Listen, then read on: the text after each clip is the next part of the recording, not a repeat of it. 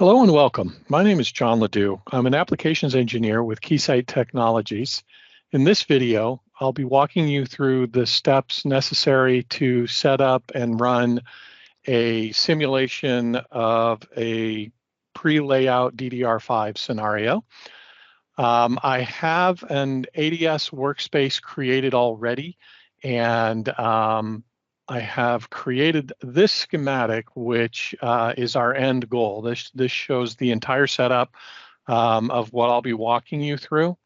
You can see that we've got a pre-layout channel as well as a memory controller and memory devices. I also have a data display which shows the results for the DQ0 lane. And that's ultimately what we'll be taking a look at when we set up our simulation. So let's get started. You can see here I have a cell in this ADS workspace called sub 1 byte lane. If we open it up, you'll see that it's a transmission line model with 10 lines so that we can simulate the 8 DQ lines as well as a DQS pair. And I've also created a corresponding symbol here. You can see that if we look back at the schematic, you can see that I've placed pins. I've connected pins up to this device, and I've given those pins names. And you'll see the implication of that soon as we go to set up our simulation. So let's create a new cell. And we'll call this DDR5. And in order to set up a DDR simulation using Memory Designer, what you want to do is first go to the palette called Simulation Memory Designer, and here you'll find all of the parts necessary to set your simulation up.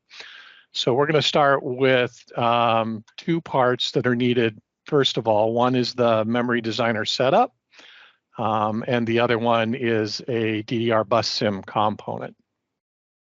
So this tells ADS that we're going to be doing a DDR bus simulation, and this Memory Designer component helps us to automatically set up global parameters that are used for the simulation. So if we double click on that, first of all, we want to select our DRAM type here, which is DDR5, and you can see the variety of other choices that we have here.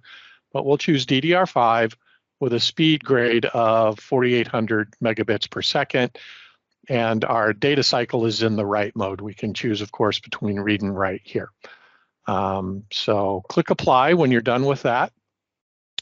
And the next step is to create is to place a component that points to that pre-layout cell that we were looking at previously. And that's this component here. This is a pre-layout component. And if we place that and then double click to edit it, you'll see that we have a couple of choices. We can choose either to edit an existing ADS, to use an existing ADS cell, or to import an HSpice netlist. And in this case, we're going to use that ADS cell that we were looking at. So I'll select this and then press Next.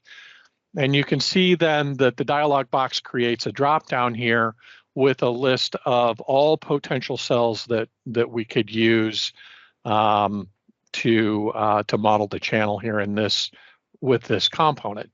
And of course, here we only have the one because we've only created that one. So we'll click on Next. And what this component does is it goes in and it parses the pin names. And so that's what I was referring to earlier. So you can see here, I have a pin name or a port name, DQ0_U1. And it parses that into a reference designator. So U1 is the reference designator for the controller chip. And then it also parses it into a signal type, a signal index, and a channel ID. And these pieces of information are important and ultimately what are used to connect together our memory chip with this channel model. And so you can see there's reference designators for U1, which is the controller, and for U60, which is the reference designator for the memory chip. And if we scroll down, you'll see that there's DQ0 through DQ7 for both reference designators, as well as DQST and DQSC for both reference designators as well. So once you've had a chance to look at that, go ahead and press finish. And the reason that we place this first is because when we configure the controller and when we configure the memory, it'll actually use information from here to determine the name of the reference designators that we want to connect together. And so let's start with the controller. Let's place down a controller component. And let's double click and edit that component. And here we have a number of choices. Are we going to be referencing a PCB component, which I'm not showing here, but just for your information, the PCB component, it's here in the palette. That's used for post layout simulation. So we're doing pre-layout simulation. So we're gonna reference a pre-layout component to get our reference designator information, and it is the one pre-layout component that we have on the schematic so far. You can also define your own reference designators if you want to do that manually. And in this case, I'm going to be using IBIS files that I have in this workspace. You could also set this up to run a simulation. If you don't have some IBIS files, we'll use some generic models. So we're going to use the IBIS file. So we click Next. And in the interface here, the first thing we want to do is we want to select our IBIS file. So let's browse here. And by default, it looks in the data subdirectory of the ADS workspace. And in that directory, you can see that I've created a subdirectory called IBIS Models. And that's where I've placed my IBIS models and my AMI models and my DLLs, which are necessary for doing IBIS AMI simulation, as we're going to do here. And so this is the controller. So I want to get the IBIS model for the controller. So I'll select that and press open. And then here I want to tell what this component is going to do is it's going to configure all of the IBIS models for us that are going to get connected up as drivers. Remember, we're in the write mode here, so we're writing from the controller to the memory. And so what this is going to do is this is going to automatically set up all of the IBIS models for us for all 10 of the lines in that pre-layout component. So the IBIS models that we want to configure first are the IBIS models for the memory controller. And remember, that's reference designator U1. So I'm going to click here and I'm going to enable that. And then as soon as I do that, you see down here that we see a list of all of the pins that are in that IBIS file that I can choose for simulation. And so what I'm going to do is I'm going to search by signal type because I want to simulate the data lines, the DQ lines, as well as the data strobe, DQS. Alternatively, if I wanted to, I could do command address lines and set up a simulation to simulate those. But for my example, we're going to go ahead and focus on the data. So I'm going to search for DQ. And here we see pins in the IBIS file for DQ0 through DQ, let's see, 64, I believe, in this case, 63. We are going to use just one byte lane, so 8 lines, so DQ0 through DQ7.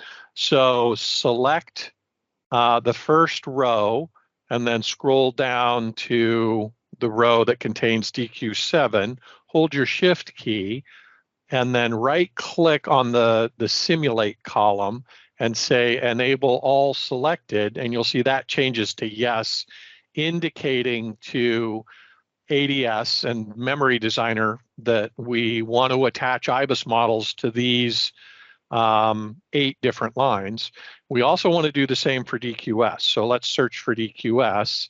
and let's find DQSC0, and let's enable that. And if we scroll down, so that's DQSC. We also need to enable DQST, but you'll see that the interface is smart enough to do that for us automatically. It knows it's a differential signal, and so it sets that up for us automatically. So next, we need to set up our IBIS model. So what's the model inside the IBIS file that we're actually going to use to drive these lines? So let's click on Model Setup, and you'll see here's our 8 DQ lines, and here's our here's our DQS differential pair. Now, I could edit each one of these individually, and I could select the IBIS model, the corner type, any equalization or jitter or PRBS parameters individually. But in order to speed things along, I'm going to group these together. So I'm going to click on DQ0 and hold my Shift key and click on DQ7, right click and press Create Group, and we'll call it DQ. And when I say OK, you'll see that the group name DQ that I just created, if I click on that down here, you'll see that it includes DQ0 through DQ7 for U1. And now I can set all of the IBIS models for each of these lines all at the same time. I know I'm going to use the same model for each line, so there's no point in doing this 8 different times. I'll just group them together and do it once. And so let's go ahead, and this is a driver, and we're going to use the IO48 model out of that line, out of that IBIS file. And then once we're done, we can press apply and OK. And now we need to connect those two together. So remember I said that Memory Designer connects things together using very specific pieces of information. So we're going to connect U1 DQ0 on the controller to the connection point on that pre-layout component called U1 DQ0. And Memory Designer is smart enough to do that automatically using those signal parameters that we talked about earlier. And so to do that, I'll just select a wire, and I'll click anywhere on the edge here of the memory controller, and then anywhere here on the edge of the memory pre-layout component. And then that brings up this interface. And what you'll see is on the left-hand side, we're going to set up connections from the DDR controller 1, that's our controller model, to the DDR pre-layout component. And you'll see in here that we have columns that represent those necessary pieces of information in order to make those connections possible. So the reference designator, the signal ID, and the channel ID. So I could click on this and then manually say, okay, I need to go from U1 DQ0 channel ID 0 on the controller to U1 DQ0 channel ID 0 on the DDR pre-layout component, and I could make that connection manually. However, since we took the time to create the reference designator information ahead of time, all I have to do is press Connect All, and it'll go through and it'll look for everything that has those common reference designator, signal ID, and channel ID, and connect those together for us automatically. So DQ0 on the controller is connected to DQ0 on the pre-layout component.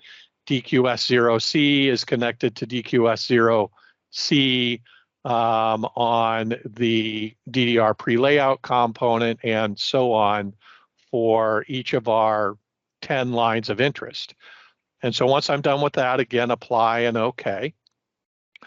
And then next, I need to do the same thing for the memory devices themselves. And so I need a memory part. I'll place that on the schematic and edit it.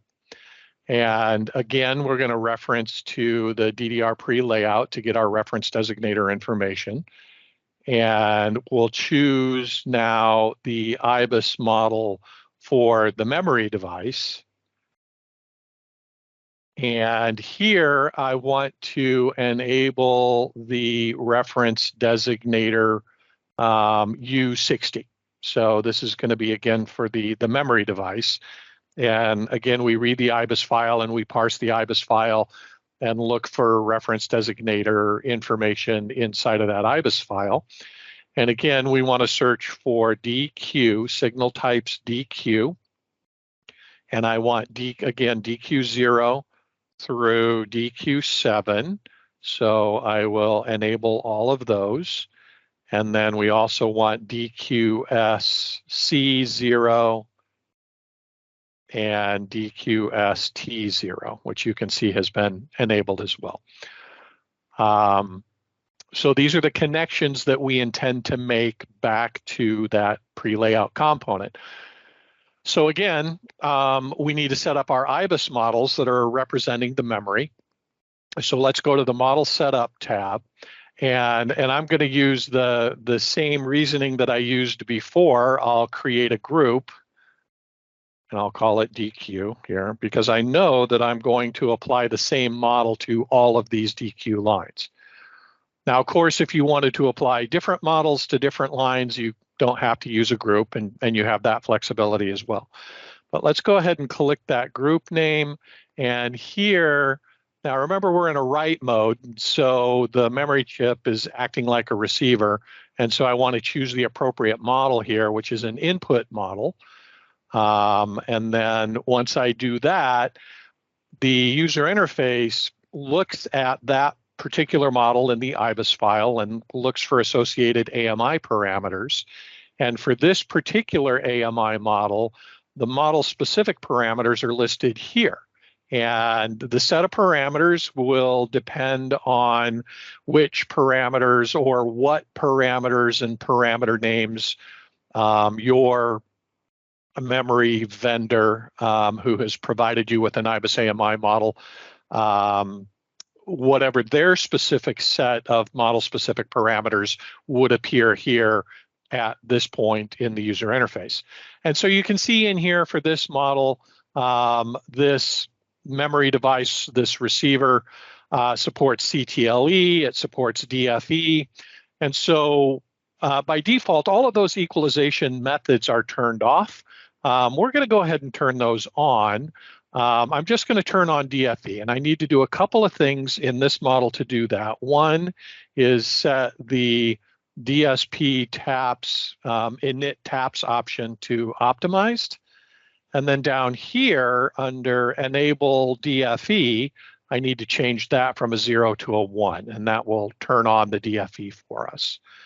And so again, apply and OK. And that configures the model for us. And now we need to connect our memory device to our pre-layout component. Again, we do that with a wire.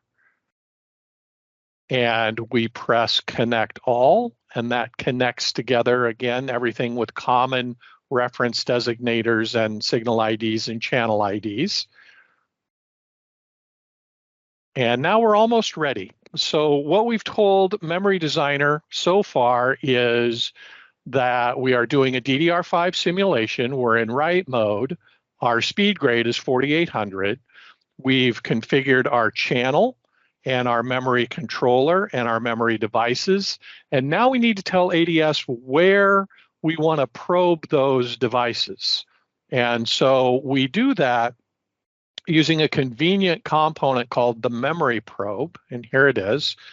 And if we edit this, this component allows you to do a couple of things. You can do a right leveling exercise to calculate the delays through your channel, but we're actually going to perform measurements. So we'll click on next here. And what you'll see in this first tab is setups for voltages, for example, for the DQ lines here, or for command address lines here, or for clock, et cetera. And all of these voltages come from the DDR5 spec. And so since we told ADS that we're doing a DDR5 simulation using the Memory Designer setup, all of these fields got populated automatically. You are free to overwrite these values if you want to use different values for some reason. If you're doing a custom application, you might want to change the values, but we're going to leave them to the defaults for now. And go to the next tab and select our signals. And so here you see in this left-hand column a list of every single line that I could probe and the various different locations I could probe that. And so let's examine that a little bit. So here we've only got the one channel, channel 0. And in channel 0, we have U1, the memory controller, and all of the data lines, DQ0 through DQ7. So this is, these would be probing the, probing our scenario, if you will, at the output of the controller. Here at U60, that's the input to the memory device. And so I can probe any of those lines at the input to the memory device, or the output of the channel, if you will. And then we also have this U60 RX output. And so this is, as the name says, RX output. This would be the output of the receiver after the equalization has been applied. And so this is the input to the channel, the output to the channel, and then the output of the receiver with the equalization applied. And so let's just, we don't need all of them. Let's just choose maybe DQ0, and I'll hold down my control key for each one of those, and we'll add those to the list of signals that we want to actually probe. And we could, of course, do all of them, but just to sort of simplify things, when we go to display some of the results, I'm just going to look at a couple of DQ lines. And then I'm also going to add the DQS signals as well. So next, we want to select our measurements. So what is it we want to look at each of these points? And so I'm going to select the I. And actually what I want to make sure I do is I can do this again individually, just like we could set up the IBIS models individually, but I want to make sure I get all of them. And so I'm going to select the I and the eye height and width for all of my data channels, and then the eye and eye height and width for all of my DQS signals as well. Now, there's also strobed eye and waveform. You've got lots of different choices here. Bit error rate contours, bathtub. If you were to choose strobed eye, you would need to select a reference signal, and so in which case, we don't see it in our list of selected measurements, but if it were here, we could click on it and then choose the appropriate DQS pair to act as the reference for that strobed eye. There's a few other tabs which we won't go into in this video, but I'll just mention briefly that we have an interface here to our Infiniium Compliance App. And so we can send data from ADS to the Infiniium Compliance App and use that to make some measurements as well. We won't be doing that today, but I do want to mention it so that you're aware. So once we've configured that, we press finish, and now we're ready to go. So we've set up everything that we need. We've set up our controller, our channel, our memory. We've told ADS where among all of these signals we want to do our probing. And we've also told it what type of signal we're going to be driving the channel with. So let's go ahead at this point and press simulate. And I'll come back when the simulation is over and we'll take a look at how to display the results. So once the simulation is finished, the data display opens automatically and it's ready for us to decide what plots we want to take a look at. So I'm going to plot a stacked rectangular plot. What that'll do is that'll give me, I'm going to use that to plot eye diagrams at 3 locations. And what it'll do is it'll give me a common x-axis for each of those eye diagrams. So let's click on that and place it here. And then this brings up the plot attributes and plot traces and attributes dialog. I'm going to use this search field to search for density. That's what we call the eye diagram. And so you can see here that we are using the same attributes of the signals to qualify what each one of these results is. So they're all part of channel 0. Some of them are U1, some of them are U60, some of them are DQ0, some are DQ1, and then they're at the various different locations that we talked about before. So this one, U1 DQ0, that's the output of the transmitter. So let's add that, the memory controller. And then we want U60 DQ0, that's the output of the channel or the input to the memory device. And then U60 RX output DQ0, that's the DQ0 line after the equalization that's done by the receiver and the memory device. So let's add that. We press OK, and here's our result. And so you can see, due to reflections and imperfections in the channel, there's distortion in the signal at the input to the channel. There's distortion in the signal at the output of the channel. And then post-equalization, we can see that the eye is open a little bit more than it was pre-equalization. So let's quantify that a little bit. Let's insert a listing column here. That's this component, and I'm going to make it this big.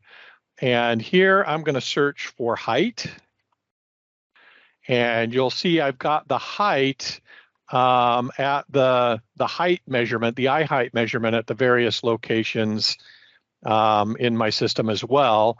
And so I want the eye height at the input to U60. So let's find DQ0, let's find U60 DQ0 eye height, and let's add that. And then let's search for width. And same thing, U60 DQ0 eye width, let's add that. And then we'll take a look at both of these. Let's do some modifications here. I'm going to double click to get back to our plot traces and attributes dialog. I'll go to the plot options tab, and I'm going to turn off independent data. And I am going to change my format to engineering. And then what we see is we have an eye height of 356 and an eye width of 160. So let's do a similar thing here for the RX output.